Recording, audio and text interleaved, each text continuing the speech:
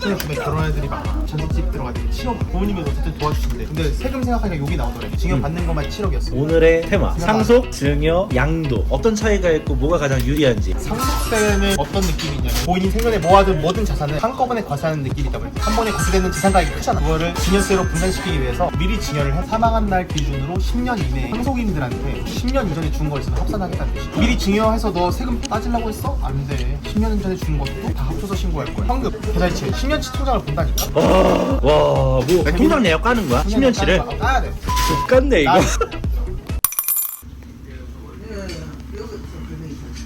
소금 2개 양념 하나. 드셔보시죠. 아, 이모 양념도 주세요. 양념 좋아해요. 아, 나 너무 배고파 지금. 정장 주말에 잘 안 입는데.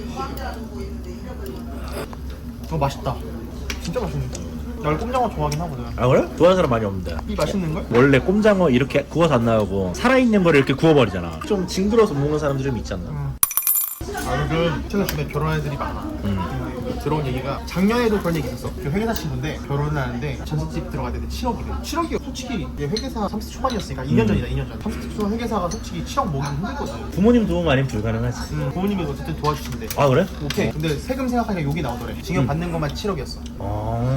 전세가가 10억 이상 되는 집을 들어갔던 것 같아. 아, 그러니까 대출도 받고 이렇게 해서. 근데 돈 받아서 결혼하기로 했는데 자기가 모은 거랑 거랑. 도와주신 거랑 해서 했는데 그냥 뭐 차용증 써라 뭐 이런 얘기 해줬지. 아, 부모님 받을 때? 왜? 금전대차의 경우에는 증여세가 안 들어오니까. 요즘 약간 증여세가 핫하잖아. 이번에 그 혼인출산공제 새로 본회의 통과해가지고 좀 그게 유명하지. 근데 사람들이 약간 좀 물어볼 때 그 재산제세가 상속, 증여, 양도 세 가지가 있는데 그 차이점을 구분을 못하더라고. 오케이, 그러면 오늘의 테마 상속, 증여, 양도 좀 어떤 차이가 있고 뭐가 가장 유리한지 그거를 요 소주 하나 시키고 얘기를 해주세요. 선생님 저희 요거 새로 하나 넣어주시겠어요? 주세요. 벌써 다 먹었나 한 병?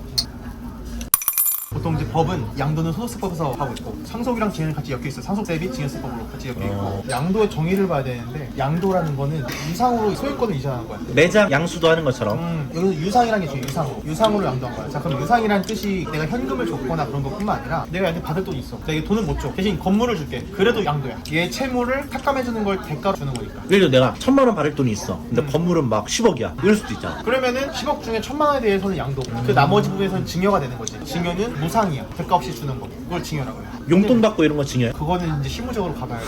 금액에 따라 다른가? 통념상 지급할 수 있는 용돈에 대해서는 뭐 증여를 잘 안 보지. 그렇게 되면은 뭐 우리나라 사람들 뭐 다 증여세 내야 되는. 일단 이 증여세라는 항목이 되게 애매한 것 같아. 얼마까지 증여해? 이게 안 정해져 있어? 규정이 없지. 아 그래? 금액이 정해져 있지 않아? 굉장히 실무적인 거야. 그러니까 예를 들어서 자녀가 있다. 자녀한테 매달 200만 원씩 꽂아줬어. 이거 증여야 아니야. 200?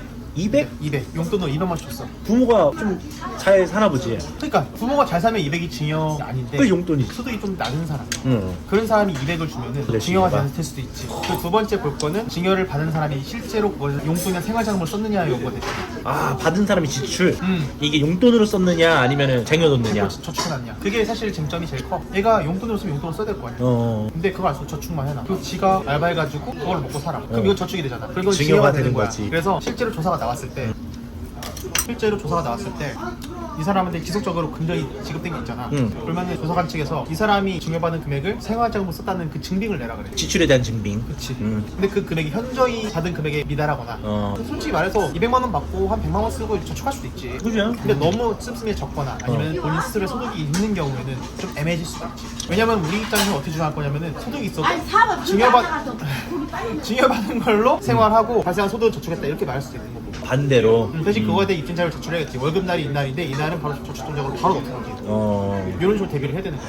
야 근데 그게 기준이 금액으로 딱 명확하게 안 정해져 있으면 이해해주자면 얼마든지 이해해줄 수 있겠지만 또 반대로는 문제 삼자면 얼마든지 문제 삼을 수 있겠네. 그게 문제인 거야. 이게 법적 안전성이나 이런 것들 약간 뭐랄까 실무적으로 적용했을 때 사실관계에 대한 해석에 따라 판단이 갈리는 게 되게 많거든. 그냥 말 그대로 코에 걸면 코걸이, 귀에 걸면 귀걸이라는 소리 아니야. 그렇지. 그게 세무조사 핵심이지.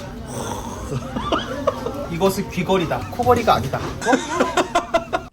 사장님 저희 새로 한 명 넣어주세요. 그러니까 실질은 귀걸이일지라도 과세관 청은 어쩔 수 없이 실적이라는 게 있고 제도라는 게 있고 그리고 기본적으로 솔직히 탈세를 하고 싶은 사람이 많겠냐? 아니면 합법적으로 신고하고자 하는 사람이 많겠냐? 탈세가 많지 않을까? 그러니까 그냥 그 사람들은 애초에 조사과나 이런 조사국에서는 이 사람이 탈세를 할 가능성이 높다라고 가정을 하고 들어오는 게 심리적으로 맞지 않을까 하는 생각을 해야 돼. 그게 그들의 일이잖아. 잡아야 되는 거니까. 그 사람들은 잡아야 되는 거고 존재 이유 중에 하나니까. 그러니까 그렇게 보는 게 걔네들 입장에서 맞아. 우리는 그걸 방어해야 되는 입장이고. 너무하지 않냐는데 어쨌든 국가라는 전체적인 국민들을 통치하는 그 기관에서는 일일이 개인적인 사정을 다 들어주기는 어려우니까 법이나 제도로서 통제할 수밖에 없고. 그러다 보면은 이제 모든 걸 통제할 수 없으니까 해석이나 자의적인 판단 이런 것들이 있어야 되는 부분도 있는 거고. 그렇기 때문에 세무 전문가가 필요한 거고. 그럼 증여 말고 상속은? 상속은 돌아가셨을 때 남기신 재산을 받는 그런 거네. 그런 거지, 그런 거지. 그럼 상속이랑 증여랑 밀접한 게 상속세는 어떤 느낌이냐면은 저거 빨리 배달 받으셔야 될 것 같아요. 상속세는 상속세는 이거 먹고 아. 어. 본인 생전에 모아둔 모든 자산을 한꺼번에 과세하는 느낌이다 보니까 약간 한 번에 과세되는 재산가액이 크잖아. 몰아서 하는 거니까. 그냥 몰아서 모두 다 한꺼번에 해야 되는 그런 게 있다 보니까 금액이 비교적 크게 나오고 있지. 그러니까 그거를 증여세로 분산시키기 위해서 미리 증여를 해놔. 현금을 양도할 수 없거든. 예를 들어 현금이다. 현금이 양도할 수 없잖아. 내가 가진 현금이 많아. 현금이 현금으로 교체해. 어떻게 양도할 거야? 그렇지. 의미가 없잖아. 그러니까 증여를 그렇게 가게 되는 건데 미리 증여를 해놔. 빵이 커지지 않게. 상속할 때 빵이 너무 커지지 않게. 그래서 사전증여 재산이라는 규정을 넣어놨지. 사전 증여 재산. 사전증여 재산이 아니고 뭐냐면 상속을 했어. 그럼 사망한 날 기준으로 10년 이내에 자기들이 이제 상속 재산을 받은 사람들을 상속인이라고 하고 죽은 사람을 상속인이라고 하는데 그 상속인들한테 10년 이전에 죽은 걸 있으면 합산하겠다는 뜻이야. 상속세 미리 증여해서 너 세금 따지려고 했어? 안 돼. 10년 전에 죽은 것도 다 합쳐서 신고할 거야. 대신 그때 증여세 신고됐던 부분에 대해서 세금은 공제를 해줘. 거기서도 내고 여기서 내면 이중과세니까. 그죠. 근데 꼭 상속인한테 줄 필요는 없잖아. 상속인 외자, 그러니까 자기 상속받지 않는 사람들한테 준 금전에 대해서도 5년 내 돌아가신 다음에 5년 이전에 선고됐으면 사전증여세로 들어가게 되지. 그게 일단은 기본적으로 판단 기준이 부동산이면 소유권 이전 등기라든가 이런 게 있잖아. 근데 이제 보통 소유권 이전 등기된 거는 어쨌든 양도든 매매든 증여든 소유권 이전에 대한 원인이 명확하니까 크게 상관이 없는데 보통 이런 게 어디서 발생해요? 현금, 계좌이체 이런 거에서 발생을 하거든. 계좌이체에서. 계좌이체를 제일 많이 보지. 10년치 통장을 본다니까 돌아가시면 일단. 그게 나도 힘들어. 나도 10년치 봐야 되잖아. 와, 뭐 통장 내역 까는 거야? 10년치를? 까야 돼. 이게 돌아가신 다음에 자료 받기가 힘들어. 10년 전 자료까지다. 상속은 어쨌든 금액이 크다 보니까 사람들이 바보가 아닌 이상 미리미리 증여를 할 거 아니야. 상속세 플랜을 세울 때는 가능하면은 20-30년 이상 놓고 플랜을 짜야 돼. 건강해야겠네. 10년 단위로 짜면은 그러니까 돌아가실 것 같은 10년 전부터 짜면은 의미가 없어. 어차피 합산되니까. 야, 목숨은 하늘에 달려있는데 그걸 어떻게 하냐. 그래도 어쨌든 대비해야지. 우리가 통제할 수 있는 변인에서 통제를 해야지. 그러니까 보통 우리가 기대 수명이 뭐 100세, 뭐 120세 하지만 사실 그냥 80세라고 놓고 봤었을 때 한 50세부터는 증여와 상속에 대해서 고민을 계속 해야 된다는 거네. 와, 재밌는 건 뭔지 알아? 족같네 이거. 나한테 상속세나 증여세 상담을 받으러 오는 애들은 보통 아버님이 받으러 안 와. 자식이. 자녀들이 받으러 와. 근데 아버님들 상속 얘기하기 쉽지가 않아. 그치. 누구를 얘기하는 아버님 거니까. 30년 뒤에 돌아가실 것 같으시니까 힘들어. 안녕하세요. 양념 2개, 소금 하나 여기 더. 올려주세요. 소금 2개, 양념 하나요. 어우 맛있겠다.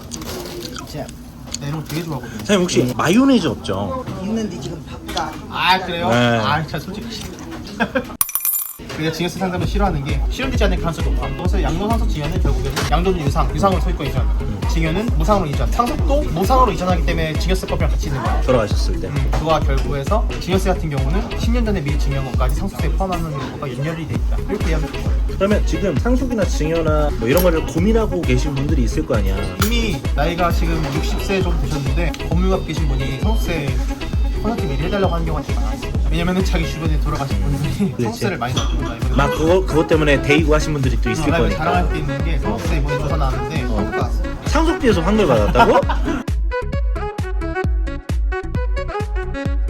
그 서울시가 9천에서 나온 건데 빡센 거 아이가 그거. 이거 빡세지.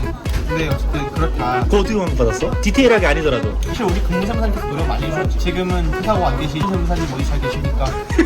일반 기업 하겠다고 토익 공부하겠다고 나갔죠.